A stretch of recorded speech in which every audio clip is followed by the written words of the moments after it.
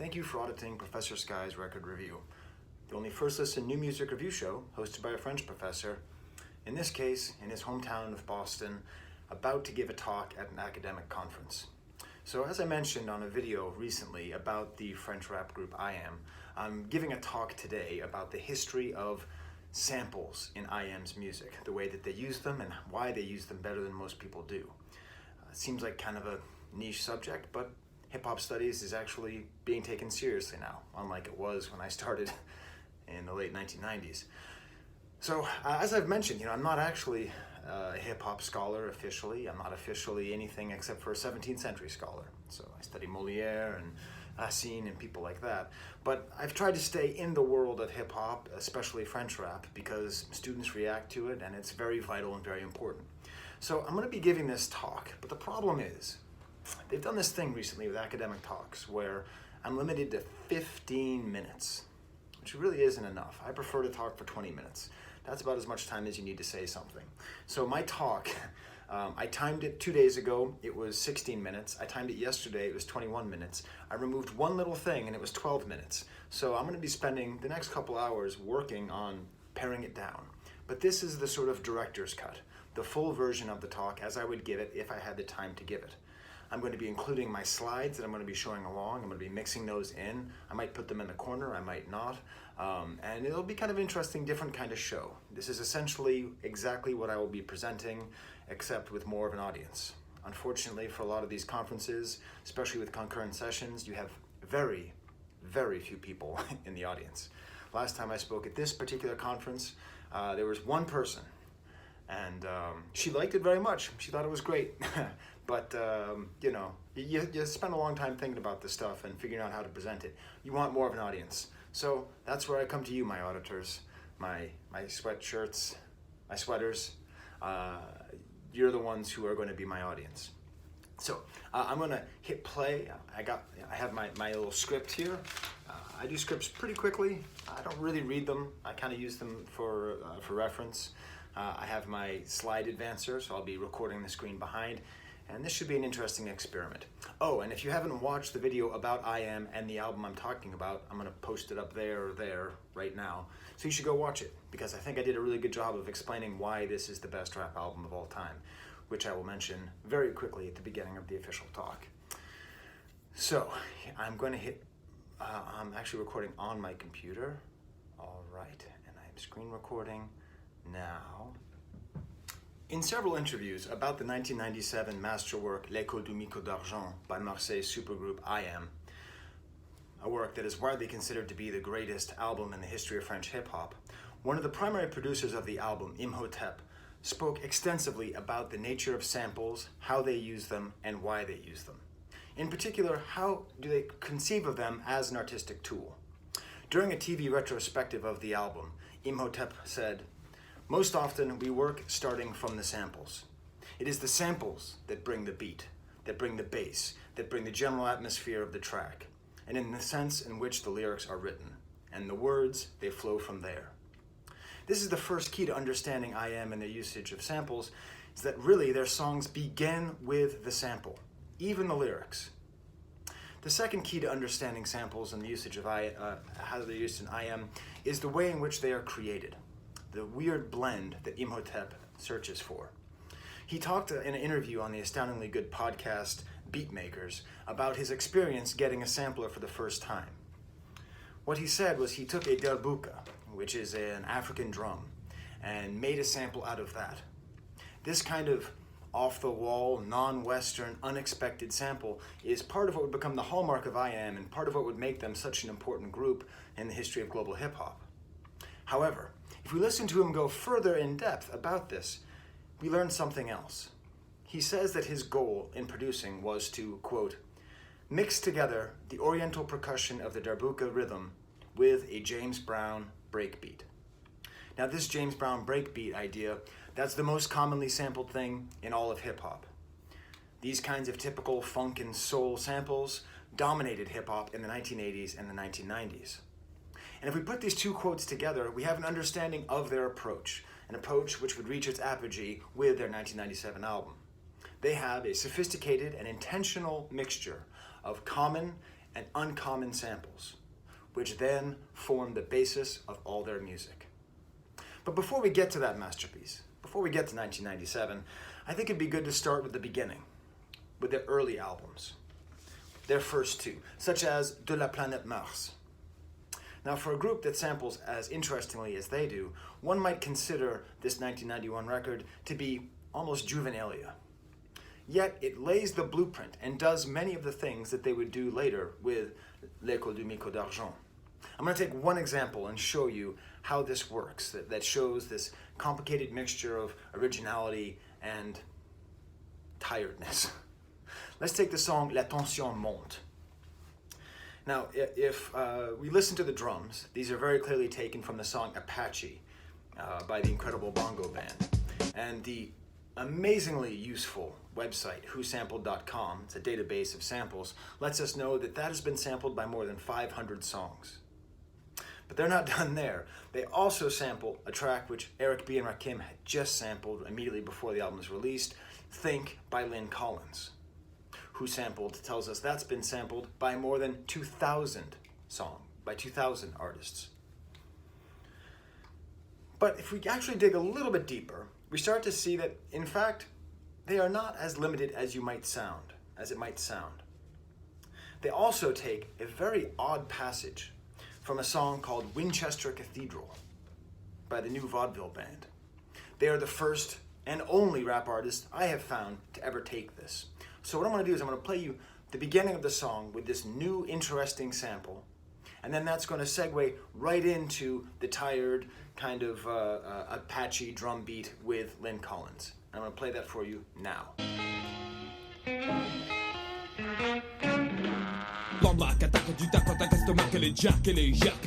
terms of sampling, the debut album from IAM is probably most important with its song Tam Tam de l'Afrique.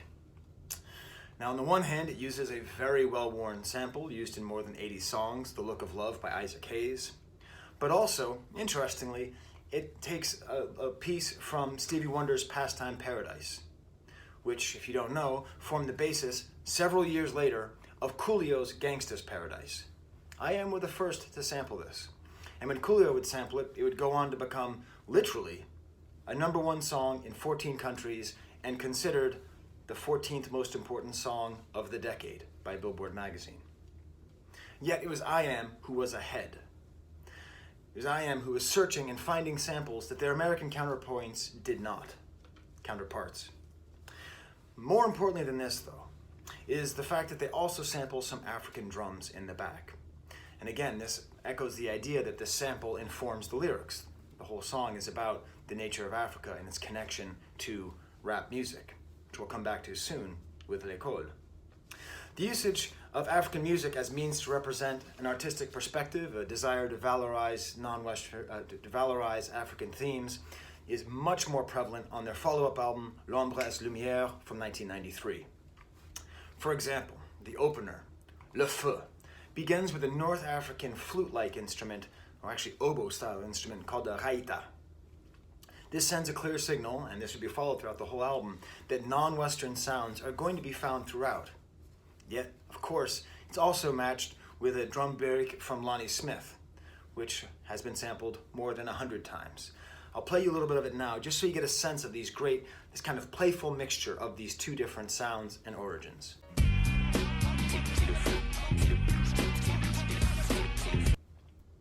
Throughout the album, we hear a lot more of this.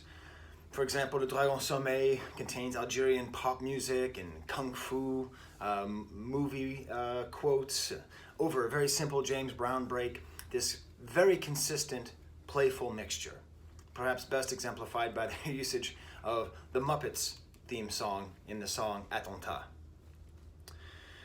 However, their second album posed a real problem.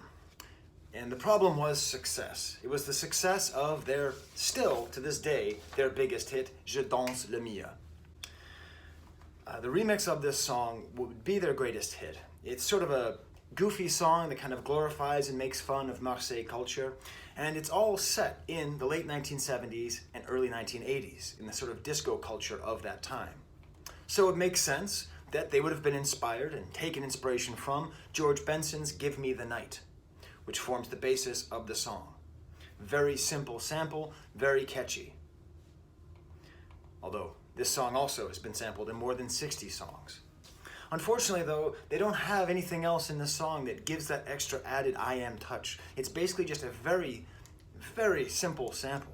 Very catchy, very effective, and the form of the sample does reflect the content of the lyrics, but still, it doesn't actually show what made them so interesting.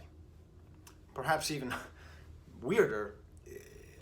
So I'll play it for you here. I'll just play a little bit of the song back to back, George Benson's to IAM, so you can hear how direct of a lift it is.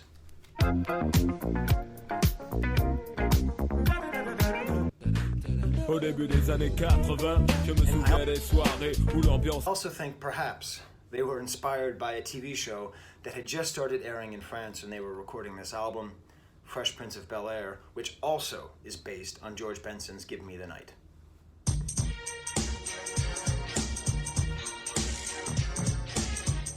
Okay, you are going with your auntie and uncle to live in Bel-Air.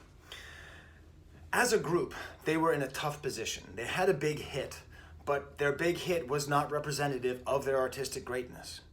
Really, it's theoretically the worst track on the album, one of the worst tracks they ever released, but it was a huge smash, almost a novelty hit. Member of the group, Kefren, said, we were not going to make Je Danse Le Mia a second time. They had the ears of France listening, ears of Europe, but they had to push their art forward. Their third album had to prove this. Now, lyrically and thematically, you can read a lot of great articles about why it's an important album and how it works. I'm here just to talk about the samples, and it's with the samples that I think they had their greatest success. Interestingly, they leave a little breadcrumb in their second album that announces how important samples are to their work. Akhenaten, who's also known as Chill, has a whole little speech. It's a sketch just called L'échantillon, the sample. And it says, this sample is good, very good, but not good enough for Chill. You have to start again. Refuse, demand, select, choose, until you find the right sample.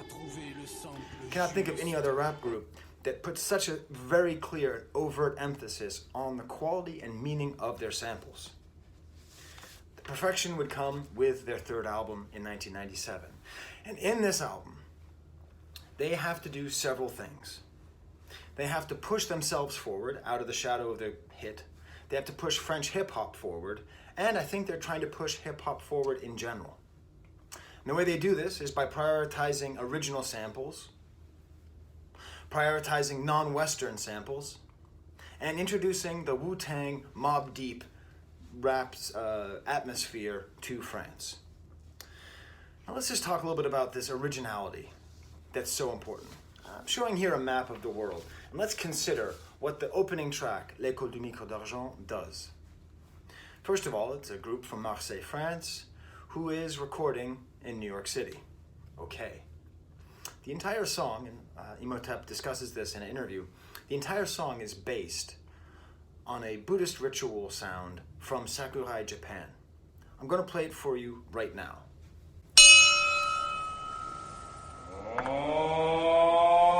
This would form the basis of the entire song. There are many other samples, but this is the only one which is not altered in any way. This is, as he calls it, the fil conducteur, the guiding force behind the entire song. Now, he found this on a UNESCO music sampler of world music. And from there, he would have fun. He would mix that Buddhist ritual in with some Argentinian percussion, a different religious ritual from a Tibetan monastery that operate in India. Bizarrely, he has people vocalizing from the Baffin Islands, Inuits. And that's not even enough. Even St. Petersburg, Russia, 19th century composer Rimsky-Korsakov and his Sherazade suite, and the song Festival in Baghdad.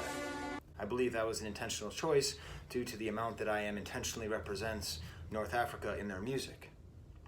Interestingly, in the interview where Imhotep talks about this, he doesn't even remember where the Rimsky-Korsakov comes from. He has no idea. He says, I don't know, someone found it. It was actually Akhenaten, the rapper, who found it.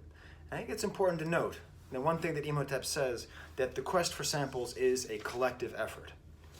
The Stevie Wonder sample I was discussing came from one of the rappers, Shorayakin. Imhotep finds a lot of it. Akhenaten finds a lot of it. It is a group desire to find these excellent samples.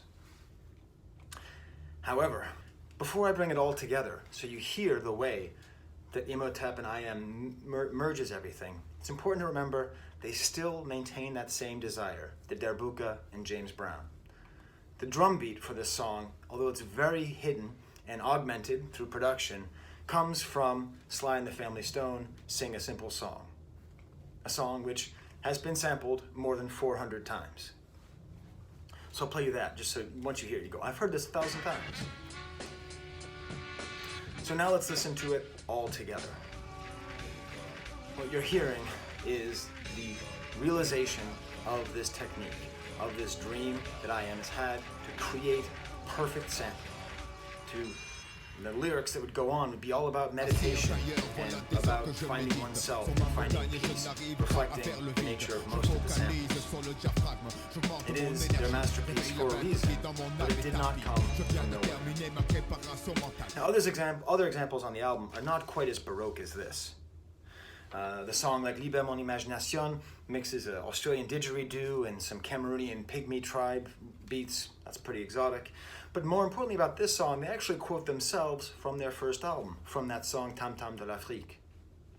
They quote themselves, they sample themselves, saying, "The tempo frees my imagination and reminds me that my music was born in a cotton field." In this way, IAM is doing something quite profound that they do a lot. They often try to skip over traditional history to go with a different version of history that puts them more directly in contact with the source of their music and their culture. They bypass Paris when they talk about France. They bypass Rome and talk about the Phoenicians for founding of Marseille.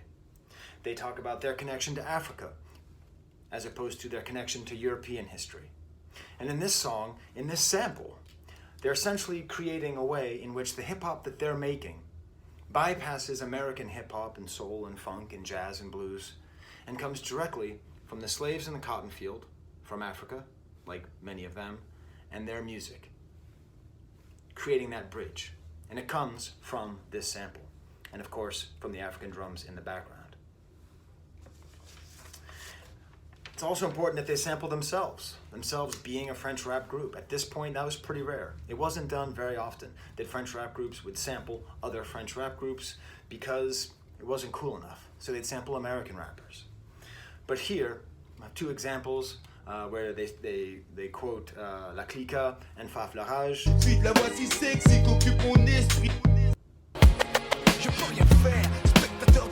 But it's a very important aspect of the album.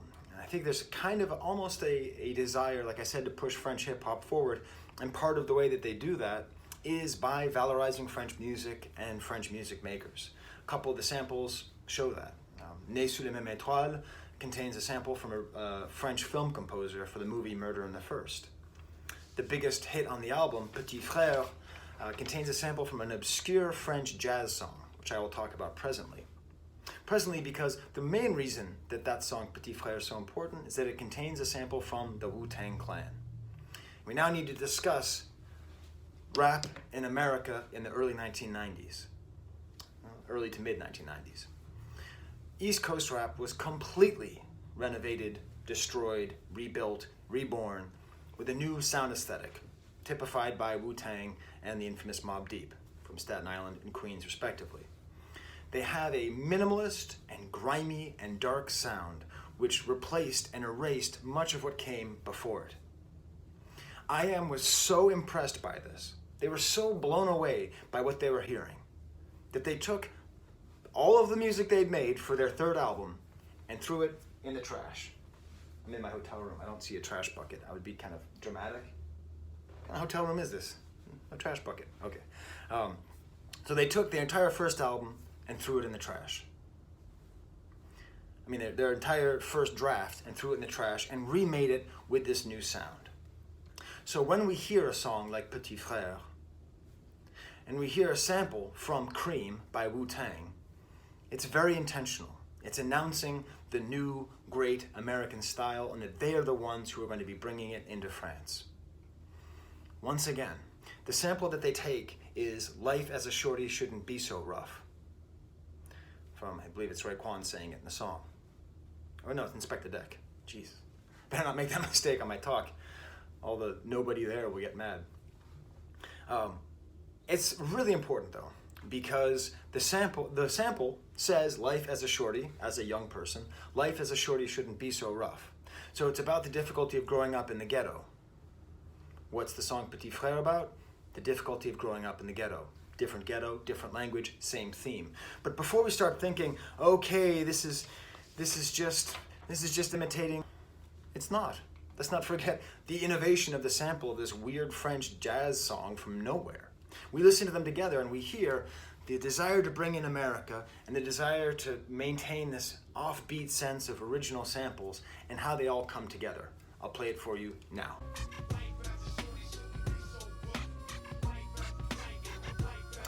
Life as a shorty shouldn't be so rough.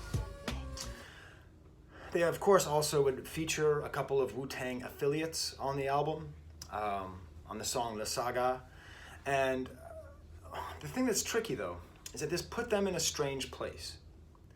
Because it's not accurate to say that everything that IAM was doing was imitating the Wu-Tang Clan. In fact, the Wu-Tang Clan and IAM, in some ways, grew up, had parallel development. They're both from forgotten places, Staten Island and Marseille. They're both rap collectives. They all used like Eastern themes, Eastern sounds, like quotations from films, like very nerdy kung fu films and science fiction films. IAM had already been doing that for 5 years before Wu-Tang ever came along. So they're in a weird position where they're copying and also having to assert that they are not just copying. That's why I believe they have the song Quand tu allais on revenait, which means when you came, we were coming back. I don't think that's a diss song, but just letting them know that these karate techniques that have become in vogue in hip-hop since Wu-Tang, they'd already been doing for a long time. It's interesting, this quote comes back. This quote comes back when Imhotep is talking about the samples that he uses that are from ethnic sources. And it's funny because he talks about American super producer Timbaland, who started to use them. And he says, you know, when Timbaland started using them 15 years later, it made me laugh a little bit. I said to him, Quand tu allais, on revenait. When you came, we were coming back. So when you listen to the album and you hear things like a sample from Force 5, a badly dubbed Japanese anime, you might think that they're imitating Wu-Tang, but they were already doing that on Danse Le Mia. Or perhaps more spectacularly, the song L'Empire du Côté Obscur. The dark side, from Star Wars, is a theme that they had adopted for a long time. And what it means is not that they're dark and evil, but actually that they are the forgotten side, like the dark side of the moon, the part that's not seen. To the point where they're completely ignored, completely looked over in society by France, by the world, because of where they're from, because of their race, because of their culture. And so they take Star Wars and they repurpose it to make the dark side the good guys. Now, we live in a world where Star Wars references are ubiquitous and stupid. I mean, there's just so many of them. 1997, that was not the case. This was quite original. But it's fascinating, there's a little trick here. You know, they sample Return of the Jedi, but not the movie, not even a dub of the movie, but the French play-along, read-along vinyl album. And they pair this at the beginning with a read-along to 20,000 Leagues Under the Sea by Jean Gabin, a French adventure story that predates Star Wars by a century, almost, being read by a French screen star. I think this is intentional. I think it's showing, in a way, that like IAM is doing what Wu-Tang did, but they were sort of already doing it. Star Wars is making fantasy and adventure, and the French were already sort of doing it. I don't know, I might be going too far there. But when you listen to this, it's amazing how they mix it all together, make it sound like one thing. And you really get the understanding that these samples and these words that are coming about, and the Darth Vader and the lightsaber and all that, again, it's using the sample to inform the music. Les accords d'une musique qui en ce lieu paraît irréelle. C'est le côté obscur de la voix. There we have their methods that they've been using since 1991, fully realized in 1997. They cemented themselves as a great artistically relevant band. They pushed French hip-hop forward by bringing in the Wu-Tang style, but also by perfecting their own. And finally, they pushed hip-hop forward by making more of these interesting samples and making a completely cohesive, revolutionary album. And they did it all, well, mostly through samples. Thank you. Oh, Jesus, 22 minutes. Well, hey, when I present this, it's going to be in like 6 hours. I'm going to be in a suit, 3-piece suit, the tie, take a shower, look all dippy-dappy-doo. But maybe you like the talk anyway. Let me know. Do you find it interesting? I have some old talks that I did, like about representations of the ghettos in French hip-hop music videos. Maybe I should do that for you guys, because that one person, you know, maybe I could change 2 people's lives, not just one. All right, well, until next time, I look forward to releasing this. I look forward to being done with thinking about this album, even though it's one of my favorite albums of all time. And for IAM, for St. Botolph, and the city of Boston, there's the camera.